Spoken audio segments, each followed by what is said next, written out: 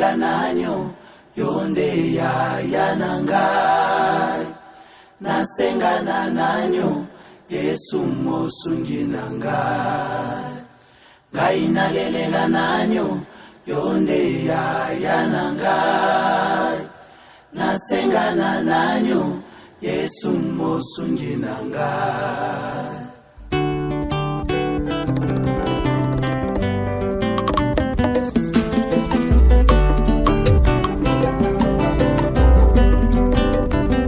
Nasali lokola na yelelo na yebisa yo oyo ezokomela nga Yesu unga mwana na zuwa kimya bololo na motema nanga isole sopani polisi elamba na nzoto na kimela wapyo soki na yote ngai nasali lokola na yelelo pona yebisa yo oyo ezokomela nga Yesu unga mwana na zuwa kimya bololo na motema nanga isole sopani polisi elamba na nzoto na kimela wapyo soki na yote imaye nalelela nanyo yonde ya nangai nasengana nanyo Yesu mosungi poloko na kota na yebilika mboke inosamo weye ibota tozo kufa lokola na likelemba Yesu yayake ile chalandiye Elia kuna na lisobe ngo yao ozalaki kotinda korboko leisa ye ebongo lisobe oyo ngana zaliyo soki yote na kosengana na nyango natalela ya nanga lobi ya kolimba ngaye natalela baninga nanga yo kanda pesanga kanda mwasi ya masa azalaki na hôpital toluka bambongo kosomba bakisi masa nanga azomata azokita jumo nakutani na ye na nzela azomilobela na nzela on dirait koko moko boye il a compris omoni pechana na kimoki mobeso ya ngai ake vraiment mobeso pechana bon nakoyebisa wanga na ndeko na yo na ndako tche vraiment miso ndenge mabete je l'ai vu, moi je l'avais vu l'autre fois je l'ai vu en route. Je l'ai vu en route. Mon ami, bon, n'a pas comprendre te master na biso. Nanzela azomi lobela donc ba momo kisi. Le problème na, au moins problème na c'est que moi si à massa na biso azaki.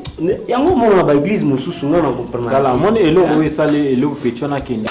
Parce que même les bonabiso ana donc soit d'aller dans mbongo imbe pechona kufi tika tika fa boye kaka elukablo mke mettons mutakufi biloko ubima wana ba esomona ki cercueil omona ki cercueil tika yo bisanga omona ki qualité cercueil o basomba ki wana tika omoni zela dis-moi tu es pas plus à cercueil comprends tu es pas plus on connaît les prix.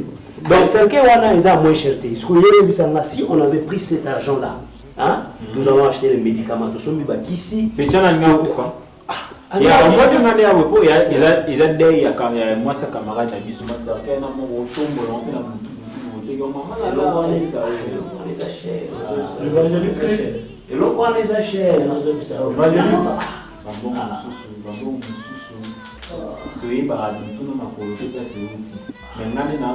Evangeliste Chris.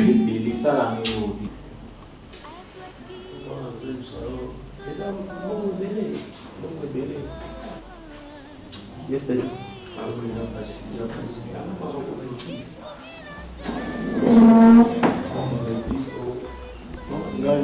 ngai na fortifié moke omoni oti kobongisa mwasi faut pas kozala komikangakanga tout le temps na kati ya chambre ofanda parce que l'image wana ekobanda koyela toujours na moto liwa eza liwa eza nzela na biso nyonso eza suka mokili te mwasi akufi zwa france eza mobali oza mosali ya nzambe lelo tolobi kuna okobala mwasi mosusu eza interdit te so moi si akufi ba pakisi mutu teke kubala lisusu ya courage tant que mobile serviteur déjà en plus vous allez na ba stress et belete lobby aux alaté lobby ngabe na aux alaté mais toyebi mukolote alors moi si akei comme il longola la présence ensemble était continuer ko salela na nzambe ndenge ko salela ka na loba na otika yo te na ko soutenir yo na ba moment yoso j'espère que tu as vu ma ramonage na sali moko la salle que c'est une guinée salle alors je ne peux pas aussi te laisser kakaboué aux arts moi tu peux prendre quelque chose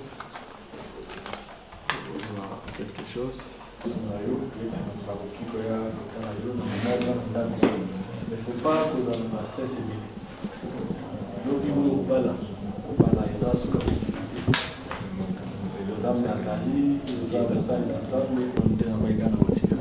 sous respecter ma parole quelque chose là du moment là vraiment stress et puis ma réalité n'est pas tu peux m'aider avec de l'eau.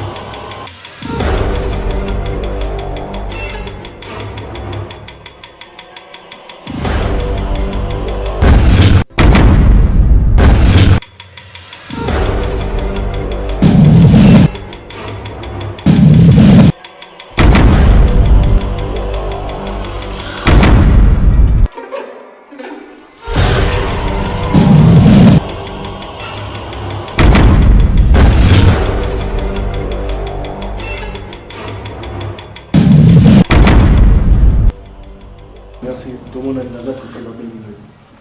Je dis de l'eau, on s'appelle.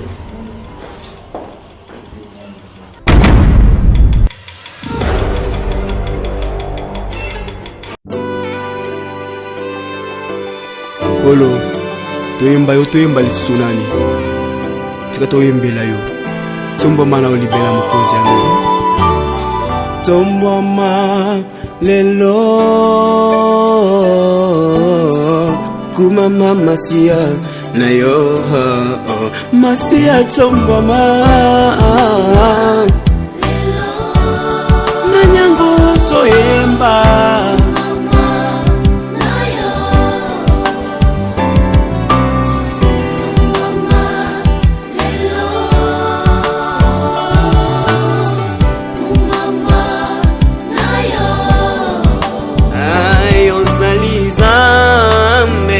Mosusute bobele yo ozalaki beyoza pokotikala alibela likulu na se asalite lokola yo ozazambe lokumu feke mo machin joli ezonga na yo masiaranga yako kama na bomo inanga ya Yesu narobango ona kutatola bonene nayo mapata na likolo ezanga baputwa mbapileto makolo kasetelemi nangu ya loboko na yo bon yo moko yebi donc ba commerce eleki nango bien kuna na Cameroun malgré ba difficulté zali donc yebi ka grand maître Nyabuna ndalobaka il faut travailler dur pour réaliser bilo wana nyonso. Bon, mon cher, pour nous aussi opposition de Nini. Jusque là, nous comprenons téléphone depuis notre commune na WhatsApp. Hein? Donc jusque là, nous comprenons. Vous en stress, Tony. Aïe aïe. Là, on a besoin que nous bien toujours ça la pega avec la main la bonne scène la plus sur le comme d'habitude. Mais yo, on a mon côté ici et le quoi yo. On level sous ça. Papa. Vraiment félicitations. Oh, Babilo là, on a mis un éléphant dans la main. Go go Douala. Les enfants,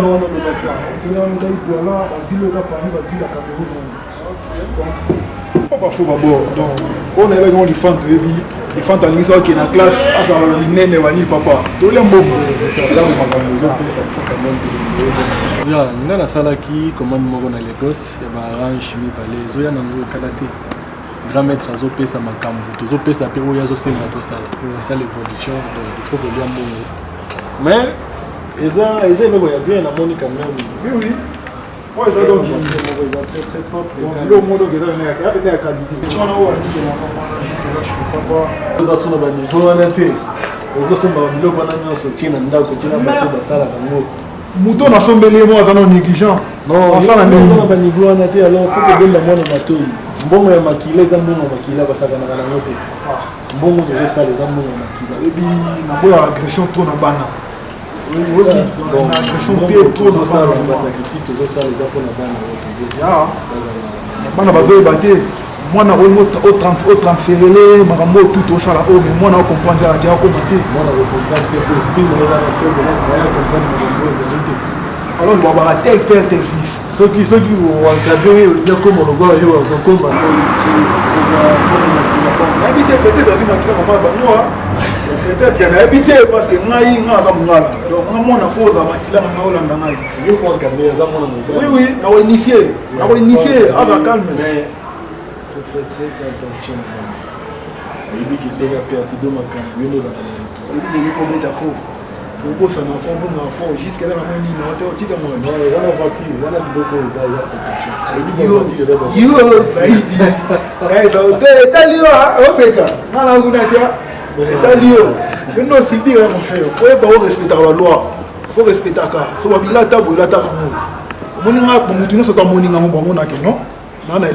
Il donc faut ça la nez moi toujours en frère.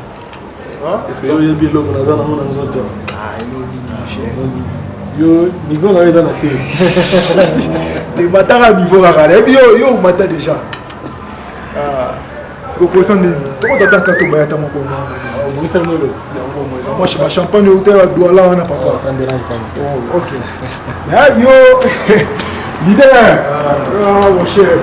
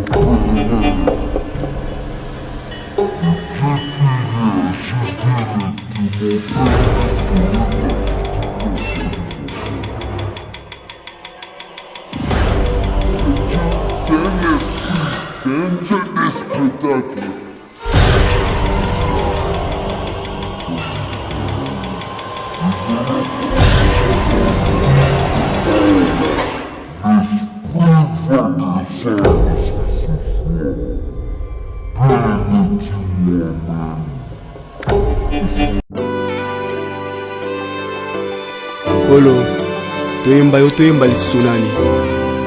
Tika toyembela yo. Tombo mana olibela mukozi alo. Tombo ma lelo. Brothers and sisters, today I want to talk about the grace of God. What is the grace of God? The grace of God is the favor of God that sustains your life. If we don't fear the Lord, the grace of God is departing upon our life. Can somebody give me amen? If you go in the book of Job 20 verse 20, the Bible said the beginning of wisdom is the fear of the Lord.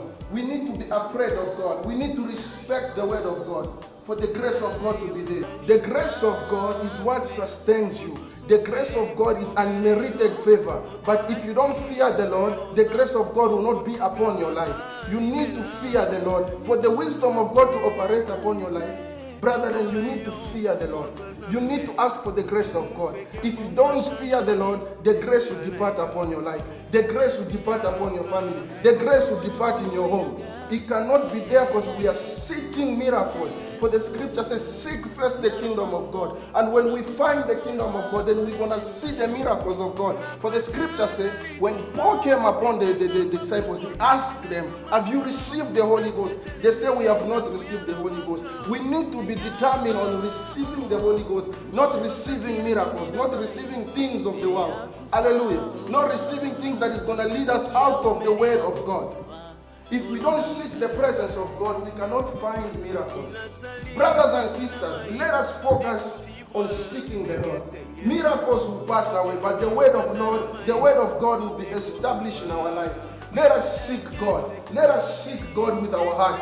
Let us seek God with what we have. Not things of the world, not the miracles. It's not what is going to take you in the kingdom of God. It is the word of God. It is what God has established upon your life. Is that what is going to take you in the kingdom of God? Let us not seek the miracles. Let us seek the grace of God.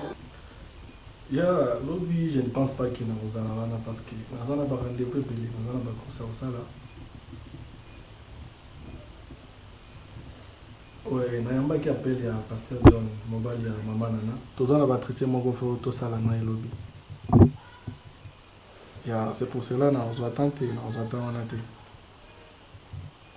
mais au cours de ganandaku atalobi avant na bima na ko yamba yo eza problème te. Bon, même vers 10h, 11h, nous sommes disponibles. Il y a un aboité, mais il faut au saler la air. Mon business, si c'est un peu chaud, il faut vous respecter. Ok, c'est bon problème. Il y a un aboité, mais il faut respecter. Mon business, tant que il y a gagné vers, c'est rien gagné vers. Qui m'appelle encore ici? Bonjour. Ok, ça va, on va appeler.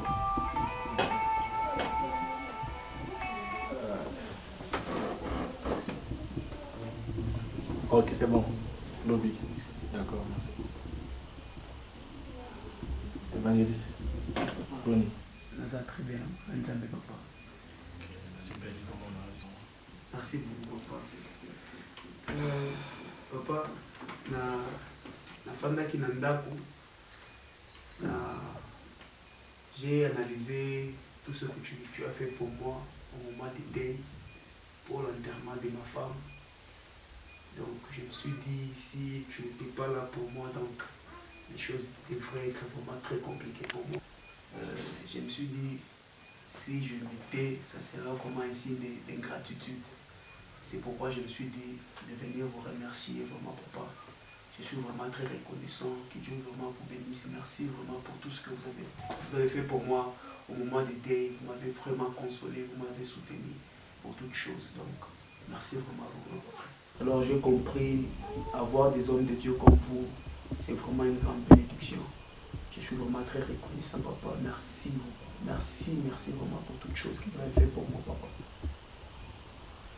Il y a l'évangéliste, oza mwana oyo mondenge topandi musala oyo. Alors on a requis kotika yo te na tango pasi. Na lobaki na ko soutenir yo na otika yo te. Donc moi je suis un homme de parole. Tant que il faut la respecter en la salle. Wana eza esengaki na sunga yo na sunga yo za mwana ngai donc jamais kotika mwana ngai leka na pasi nga na zana ngona na zanga kosunga ye. Donc ozala un grand niveau wana te. Parce que tozala na yo na église tout le temps oza mwana ngai liboso na betela katole. Et alors ndenge nini ozomatanga na sunga yo te. J'ai fait ce que je pouvais faire et on a salaki. C'est pour cela, prends courage, la vie continue. Nzambe apesa okimia. Nzambe apesa nga kimia ona zalaka nango na stabilité ona zanango. Akoconnecter yo ozape kimia wana okoma stable. Moi c'est que mokili silité. Liwa moi sina yo ebungisa yo te. Liwa moi sina yo donc epesa yo perturbation te. Oza mosali na Nzambe. Zalana un exemple yanga papa na yo molimo. On a pas problème na zakanango parce que moi aussi j'ai des problèmes mais c'est difficile muto ayeba. Nazoa kimia wana stabilité wana ya ko se maîtriser ata na moment ya difficulté. Donc kimia wana Nzambe apesa kimia. Ozala na yo kimia. Donc, on a agi pour quelque chose comme là. Comme tu veux. Si tu veux. C'est un problème. Merci beaucoup, papa. Papa, nazalaki pe na moi elo mususu. Nalingaki pe na partager na bino parce que na comprenaki pe na te eza ndoto. Nalalaki na loti boza na église namonaki yo na église na cher ozoteya sikoyo liboso ya église wana namonaki ba image moko boye pena ya bien te lokola ba dessin moko boye ya mabe et puis la manière dont tu étais habillé c'était les habits ya opasuka ozalaki lokolo so lati ba mapapa différent ozalaki ba genre ka moko boye scolaire na yo la mokaboye na mi poser ba question ebele na bi na comprendre ndoto oyo na kende na mona na papa peut-être akoki ko comprendre loko nzambe alingaki alakisanga na ndoto wana. Donc oloti ndoto nga naza na cher yes papa te naza salité naza na position moko boya bien te bon ndenge pina mabe te bon ezaka nde na monaki papa nde Chris naza mosali ya nzambe oyo nzambe asalelaka puissamment nabandi ministère lelo te il y a d'autres choses ndenge nini nzambe yango aponi kaka yo na place ya kolakisa nga moko ke sala boye. Et alors il y a des choses que na komi ko comprendre pas na yo mokie ces derniers temps eza perturbation ndenge tu kobungisa mwasi nani nazo comprendre oza traumatisé et alors zwa temps ya kofanda na ndako se reposer oza mutu okoma notambola te et na nyonso otamboli oza koto oti kobungisa mwasi kala te ekoki kobebisa yo mutu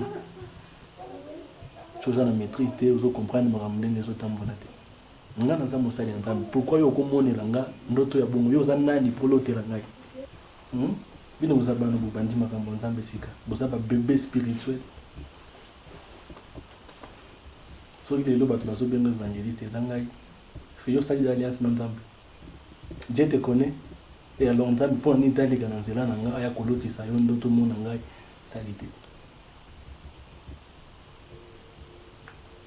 message na ona mwana ngo eza manque ya respect liboso na ngai papa bon eza kaka que bon j'étais en train de regarder sur YouTube. J'avais vu pasteur Miguel Matou. Il était en train de prêcher. Il disait si une personne dans une vision, Dieu lui révèle un peu sale, des habits déchirés ou bien une personne qui n'a pas de chaussures, il expliquait que ça peut être l'état d'âme de la personne ou bien Dieu est en train de montrer la conduite de la personne. Alors, je ne sais pas si peut-être ça peut... Eh Chris, arrête ça. Donc je comprends une chose, vous êtes toujours concentré sur YouTube. Donc, vous avez confiance, bino bato na bino pembe. Et alors, vous avez bato sous confiance, tu me parles ici de pasteur Miguel. Donc, vous avez concentré trop sur YouTube, que l'on a la prédication sous, alors que n'a papa na bino na zawa na sala ko sengi na sala. Vous avez la promotion, mais vous avez promouvoir bato sous ya libanda. C'est ça? Ndé musala nzambe bozo sala ya bongo. Mets-toi debout. Na lobi tellement. Chris, tu commences à blaguer avec moi? Dans le but tellement et puis aux suspendu l'église jusqu'à nouvel ordre. Comme méga sous na but pardon dans nzambe na yosi. Attention. Tu m'as trahi.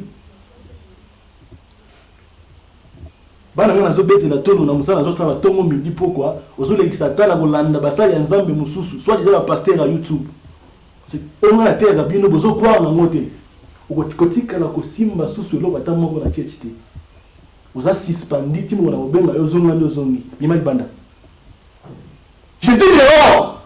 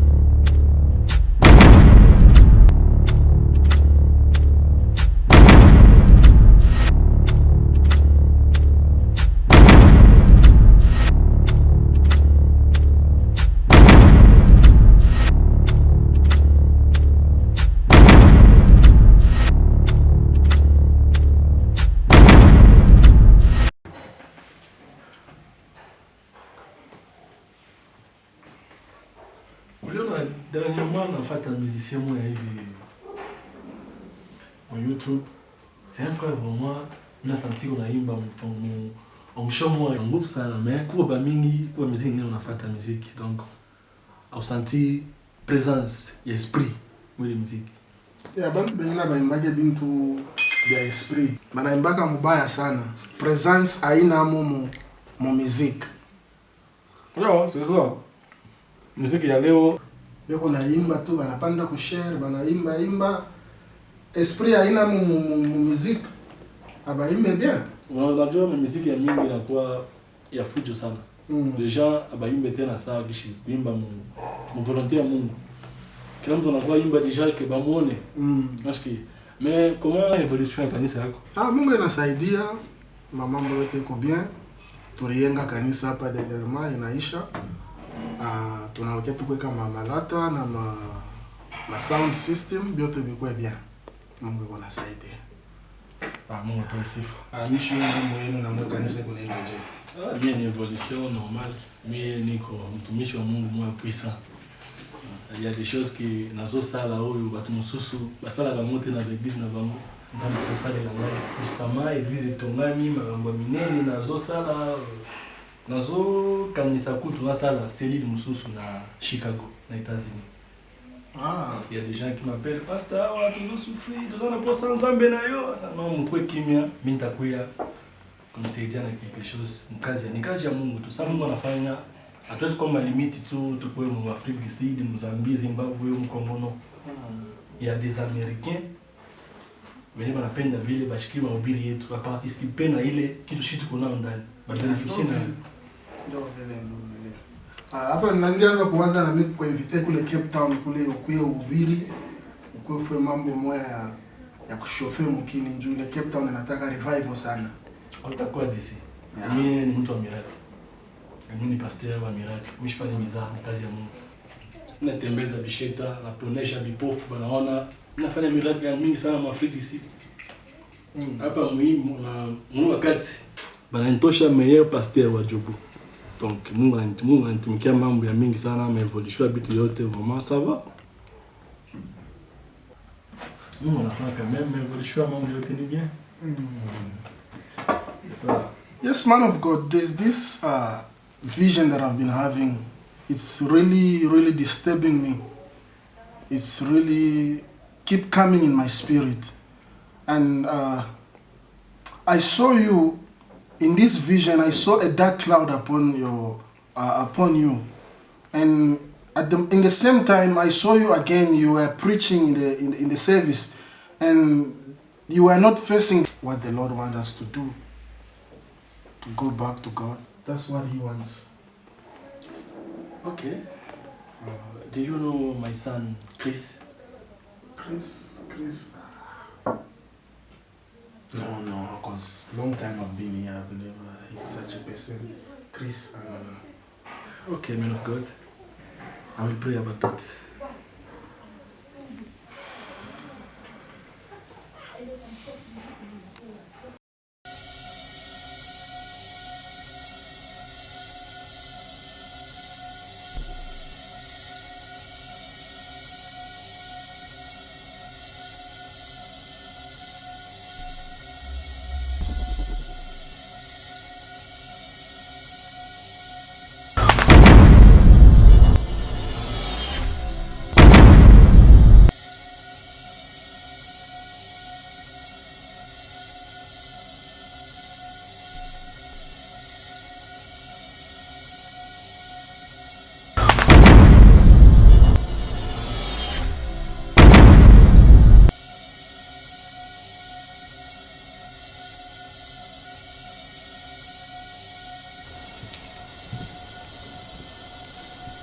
Empereur Labounia. Empereur Labounia. 0018/12. 0018/12. C'est bel bien moi, votre fils. Saïdi. Nazala Bosenga na yo. Empereur Labounia. Empereur Labounia. 00/18. 00/18. Empereur Labounia. Empereur Labounia. Empereur Labounia. Empereur Abunya, Empereur Abunya. Naza na bosenga na yo Empereur Abunya.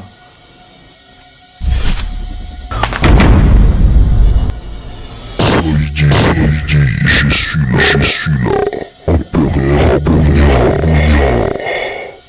Oui, grand maître, Empereur Abunya. Na Yesu liboso na yo, ngai mwana na yo. Naza na kimia te Empereur Abunya.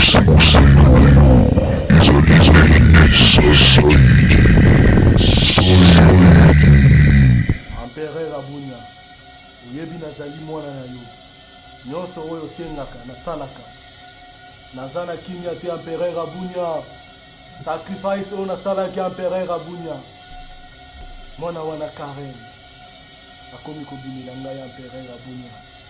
Naza lisusu na kimia te. Naza na bosenga na yo. Nazobanga misala na ngebima. Mais pourquoi osali yango? Grand maître Empereur Abunya. Mais pourquoi osali yango? Oui, Christ, Kasisi. Oui, malalamu. Epekisi na biso sunga bato. Pepe kabila bato. Mais pourquoi osali yango? Mais pourquoi osali yango? Non, grand maître, na bosani te. Nayebi boso na yo, nayebi na sali erreur ya makasi, grand maître. Luka Mardoché, Bouilanga Mbeka.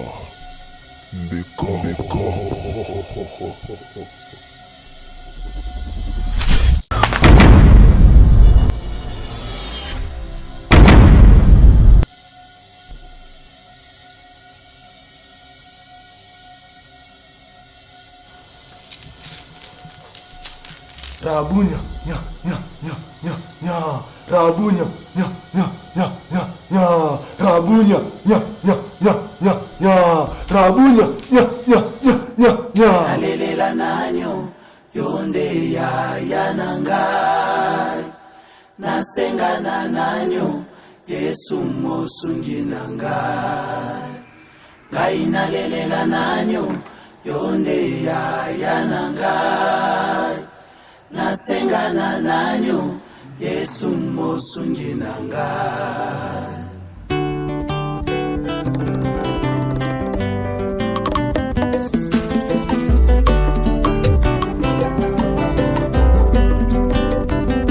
Nasali lokola naye lelo nayebisa yo oyo ezokomela ngai Yesu unga mwana nazuwa kimia bololo na motema nanga isole sopani polisi elamba na nzoto nakimela wapyo soki na yote ngai nasali lokola nayelelo pona yebisa yo oyo ezokomela ngai Yesu unga mwana nazuwa kimia bololo na motema nanga isole sopani polisi elamba na nzoto nakimela wapyo soki na yote oimaye nalelela nanyo yonde ya nangai. Nasengana nanyo Yesu mosungi poloko nakota nayebi likambo te inosamo weye ibota tozokufa lokola na likelemba Yesu yayake ile chalandiye Eliya kuna na lisobe ngoya ozalaki kotinda koroboko leisa ye ebongo lisobe oyo nga nazali yo soki yo te nakosengana na nyango natalela yaya na ngai lobi ya kolimba ngai natalela baninga na ngai lobi bakochula ngai natalelaki baboti lelo nakomi mwana etike yango nataleli yo Yesu oyo kufaka te Eliya kutu na lisobe ngoya ozalaki kotinda koboko leisa ye ebongo lisobe oyo nga nazali yo.